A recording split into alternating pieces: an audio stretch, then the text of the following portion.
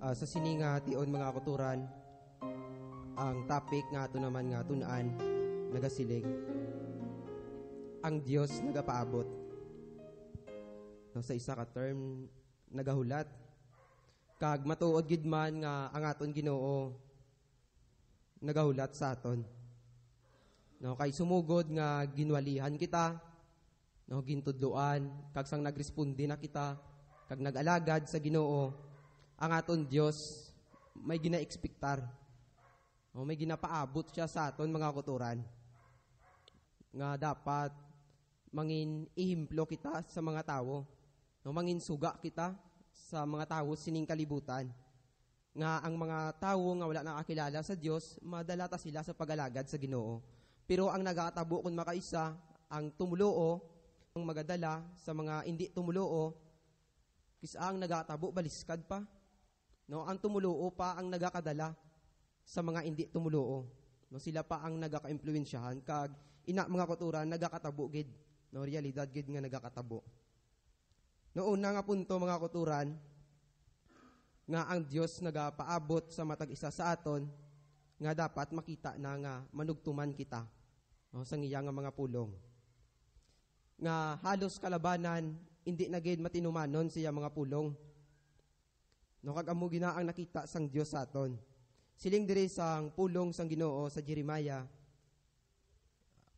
chapter 11 verse 7. Siling diri, halin pa sang tion nga ginpagwa ko ang inyo mga katigulangan sa Ehipto. Ano sa tion sa chimpo ni Moises kag hindi naman nilipod sa aton ang istorya diri. No, siling diri sang aton Ginoo, halin pa sang tion nga ginpagwa ko ang inyo mga katigulangan sa Ehipto hasta subong. No, liwat-liwat ko sila nga ginapaandaman nga tumanon nila ako. No, dira ta makita mga kuturan nga ang aton Ginoo grabe gid ang iya nga pagpaabot, no, siya nga mga katawhan nga tumanon na nila ang aton Ginoo. No, dira ta makita mga kuturan ang pagpailob sang Dios, no, nga tumanon nila ako. No, ti sa aton mga kuturan, no, kung makaisa nagakatabo gid nga amo man na ang nasawayan sang Dios sa aton. No, masunson kita nga gina-remind, masunson kita nga ginatudloan sa sini nga mga bagay nga dapat nga mangin matinumanon kita, no, kay amo na ang ginapaabot sang Dios sa matag isa sa aton o galing ang nagakatabo no wala ginatuman sang tawo. No, ti ano ba lang makita ta mga kuturanaw nga kun wala ginatuman sang tawo, no, ginasunod yan na balaw kun wala. Wala yan na ginasunod. Ti bangod kay wala yan na ginasunod mga kuturan, no, wala siya nagatuman, no, hindi ko siya yung makahimo sang mga butang nga makapalipay sa aton Ginoo. Gani kung wala siya nagatuman, no, wala ya ginasunod ang pulong sang Ginoo, ang pamaagi sang Ginoo, amo pa na kisaang nga makahimo ang tawo sa mga paglapas. No, amo pa na ang tunaan mga kuturan nga ang tawo makasala bangod sang iya mga pagkadi matinumanon.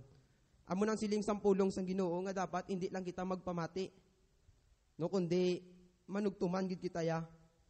No, kay madamo mga kuturan nga nagasiling, no, nga nagatuman pero hindi makita sa buhat mga kuturan. No, ti mag-amo sina, no, nagapamati lang kulang, no, wala sa pagtuman siling sampulong sang Ginoo ginadayaan ng niya mo ang iya kagulingon. Pero hindi makita sa buhat. No, nadumduman nyo itong Bible study. Nga kung sa pulong lang, no, hindi makita sa buhat, o ano itong Bible study? No, pakita-kita. Gina-adbitarya nga nagatuman sa, pero hindi makita siya mga binuhatan. No, kag isa pagid mga kuturan, nga ginapaabot sa Diyos sa aton, nga makita na ang pagbag-o. No, kay sumugod nga nagrespondi kita, no, baptize na kita, kag nag-alagad sa Ginoo, isa sa mga mayor nga gina-ekspektar sa Dios sa aton nga makita na ang ini nga butang, ang pagbag-o. Kay ang tawo nga ara sa Dios mga kuturan, bago na siya nga tinuga mo.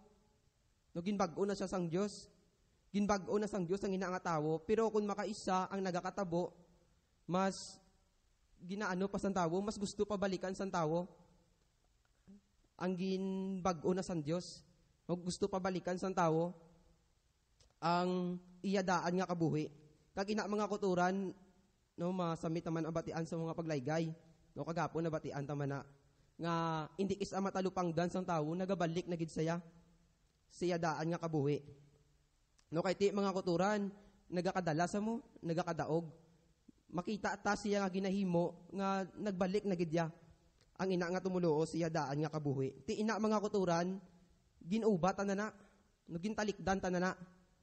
Pero gusto pag idya sang tawo kung makaisa nga balikan ang iya nga gintalikdan. Nahimo taman nga gintalikdan ang ina nga mga bagay nga dapat naton untatan. No, ang pagpakasala kag baguhon na ninyo ang inyo kabuhi. Kag siling pagidiri mga kauturan sa Ephesians chapter 4 verse 22, reading from verse 22 24. Nga siling diri, gani bayain na ninyo ang inyo daan nga pamatasan, kay ini iya sang daan ninyo nga kabuhi. Ang ining daan nga pamatasan, amo ang nagalaglag sa inyo. Na ti amo na mga kauturan, nga kung hindi tapag talupang don, ang malain nga nagagahom sa aton, nga nagakontrolar sa aton, amo ni ang tunaan mga kauturan, nga siling sampulong sang Ginoo, amo ini ang magalaglag sa inyo. No, paagi sa malaot nga handom nga nagadaya sa inyo. In verse 23, siling diri, baguhan ninyo ang inyo tagipusoon kag hunahuna. Ipakita ninyo nga ginbag-o na kamo sang Dios, kag ginatagan sang kabuhi nga pariyo sa iya. Ang gusto nga kabuhi nga matarong kag balaan. Nato, isa na sa mga ginapaabot sang Dios sa aton mga kuturan, nga dapat makita na gidya ang pagbag-o. No, nga dapat siling drio nga ipakita ninyo nga kamo ginbag-o na sang Dios. Pero ang nagatabo kung makaisa mga kuturan, realidad lain ang nakita sang Dios sang sa gina-ekspektarya sa aton. Kati naga-ekspektar ang Ginoo ya masunsun kita nga ginatuduan, masunsun kita nga ginagiyahan sa aton Ginoo. Naga-ekspektar gid siya mga kuturan nga makita gid ang pagreporma.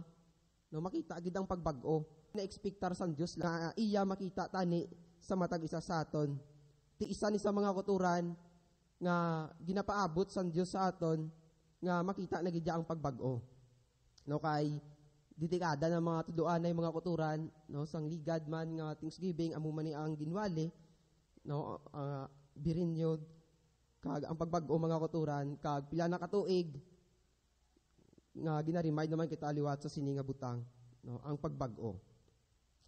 Kag ikatatlo nga punto mga kuturan nga ginapaabot sang Dios sa aton, no, nga makita na ang pagbinuligay. No, di naman ni bag-o sa aton ang ini nga butang kay sulit naman ni nga ginatudlo, no, gina-remind kag ginalaygay sa aton nga ginapaabot sang Dios sa aton nga makita na ang pagbinuligay kay isa kita sa lawas, no, membro kita sa panimalay sang Dios kag ang aton Ginoo nagahulat gid nga ang matag isa sa aton magbinatsaganay, no, kag magbinuligay mga kuturan, no, ti magsiling ta magbinuligay, no, kasangkad.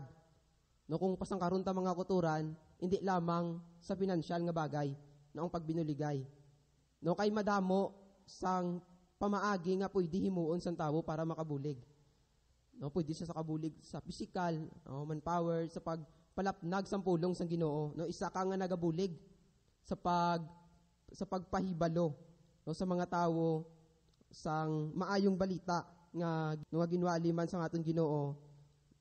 No, ibang tala ta mga kuturan ang mga hinimuan kag ang mga tilingala nga ginhimo sa aton Ginoo. No, ti isa na sa mga kuturan nga ginapaabot man sang Dios sa aton nga ikapat diri nga punto mga kuturan nga ginapaabot sang Dios sa aton nga makita na ang pagpamunga. No, ti diri mga kuturan may istorya diri sa Luke chapter 13 reading from verse 6 to 9. Siling diri, may isa ka tawo nga may gintanom nga higira sa iya talamnan. Ginkadtuan niya ini nga tanom kagintan-aw kun bala may bunga, pero wala gid siya sing may nakita. Gani ginabalan niya ang nagatipan sa iya talamnan, 3 na katuig ang akong pagbalik-balik diri nga nagatan-aw. Kun may bunga na ang higira, pero wala gid makapamunga. Maayo pa tapson mo na lang ina. Ginakuha lang niya ang abono sang duta. In verse 8 siling diri, Pero nagsiling ang manugatipan, pabayan talang anay sa sininga tuig. Kay kutkutan ko ang iya palibot kag abunuhan. Basi pala nga magpamunga sa madason nga tuig, pero kung hindi pagid siya magpamunga, amo na ina ang pagtapasta. Sa sininga istorya mga kuturan, no ang tawo diri nagabalik-balik, no lantaw sang iya nga gintanom, kag naga-expectar gid siya nga ang ini nga tanom mamunga. Pero nasapuan niya mga kuturan nga sa 3 ka tuig nga iya pagbalik-balik, wala gid ini namunga. Gani nagsiling siya nga maayo pa nga tapso na lang ang ina nga tanom. Pero nagsiling ang nagaatipan nga hindi lang anay, no kay basi mamunga pa lang. No tidra naton makita nga ang tawo dira nagapaabot naman, no naga-expectar naman nga mamunga gid ang iya gintanom. Ti ang aton Ginoo mga kuturan, no amo man na. Kay kun makaisa na amo gina mga kuturan, no nahibaluan gid kag nasapuan gid kita sa aton Ginoo, no sang pagduaw sa aton Ginoo, nasapuan gid nga halos ang kalabanan sa aton wala gid nagapamunga. No ang aton Ginoo, no naga-expectar gid ya nga sa tagsa ka mga pulong nga ginatudlo sa aton, ang tagsa ka mga pulong nga ginatanom sang Dios sa aton tagipusoon mamunga. No nga ang tagsa ka mga pulong magamanifestar sa aton kabuhi, nga makita gid ang pagreforma mga kuturan, nga makita gid nga nagapamunga kita sa pag-alagad sa aton Ginoo. Pero ang masubo, nasapuan ang matag-isa sa aton nga wala gid nagapamunga. Kay siling sang pulong sang Ginoo, ang sanga nga daan nga wala nagapamunga, ginatapas mo o kag ginahaboy sa kalayo. Ti makaladlok mga kuturan nga kun kita no nga nagaangot sa puno, kita nga nagaangot sa aton Ginoo, no kung tapso na ina nga sanga kag iyaboy, no kadelikado gid mga kuturan kag makaladlok. Kay naga-expectar gid ang aton Ginoo nga ang kada sanga nga nagaangot sa iya mamunga gid mo. Di pero lain ang nakita sang Dios sa aton. No? Ang tawo nagapabilin gid sa pagkadi mabinungahon mga kuturan. No, balaan niyo mga kuturan, ang sanga nga wala nagaangot sa puno, hindi ginaya mamunga. No ti amo man na sa aton, kung magbulag kita sa aton Ginoo, kung magbiya kita sa pag-alagad sa Ginoo, hindi kita mamunga. Amo na gani ang siling sa aton Ginoo sa John chapter 15 verse 4. Siling di sa aton Ginoo nga magpabilin kamo sa akon, kag magapabilin man ako sa inyo. Pariyo nga ang sanga hindi makapamunga kung wala nagaangot sa puno. Amo man kamo sina, hindi man kamo makapamunga kung magbulag kamo sa akon. Ati amo na sa mga kuturan nga isa sa mga ginatudlo sa aton nga dapat gid nga magpabilin kita sa aton Ginoo. Kay ang sanga nga wala nagaangot, ang sanga nga wala nagapabilin siya puno, hindi gid mamunga.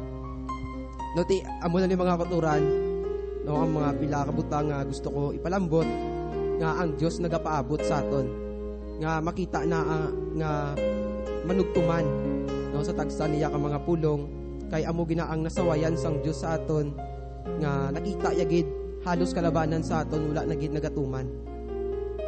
Kag dapat makita na ang pagbag-o sa aton, kag makita ang pagbinuligay, kag ang tagsa sa aton nakita na nga nagapamunga. No kabay pa mga kuturan nga ini nga mga